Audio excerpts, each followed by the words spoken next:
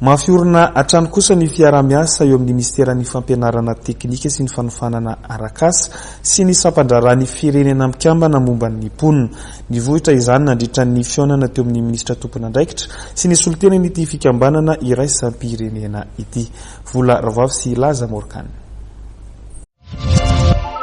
Vonina anio ny fiara-miasa amin'ny ministeran'ny fampianarana teknika sy ny fanofanana arakasa ny sampandrarany firenena mikambana momban'ny mponina na ny FNUAP. Nambarany solotenan'ny FNUAP nandritry ny dinika izay niarahany tamin'ny ministra Ranta Solidia Androany. Fiara-miasa izay miompana amin'ny fanofanana arakasa ho an'ny vehivavy sy ny tanora. Fanohanana an'ireo vehivavy fistulose le tratran'le aretina marary tatavy dia fiara-miasa amin'izy ireo zany amin'ny fandraisana tanana an'ireo aoriana ny fandidiana mba ahafahana manofana azy dia iverenany eo amin'ny sehitry ny asa. Faharoa resaka ihany koa izy hoe ady amin'ny le violence basée sur le genre, le fampijaliana ny vehivavy amin'ny daroka isan-karazany zany fiarovana ny vehivavy sy ny tanora zazavavy satria raha nareo mahita fa be dia be ny zazavavy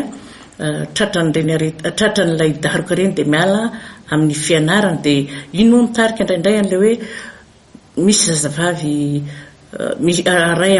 ray atsasaky ny vehivavy zany miala andaharana dia toanana ihany koa reny ary ny fahatelo izy dia ilay fanabeazana izana angambany zany satria fantatrareo fa ny tanora ankehitriny dia eo amin'ny be dia betsaka ny zaza voafeny 12 taona dia bevoka dia ahoana no anohanana an'ireny zaza ireny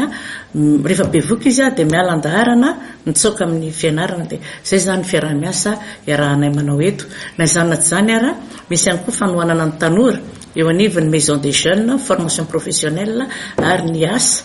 fampananana asa dia eo koa zany iarahanay amin'ny ministère anankiroa dia ministèren'ny tanora sy ministèren'ny emploi zany fampananana asa ministèren'ny fonction publique. Dia fantatra ihany koa taorian'ity fionan'ity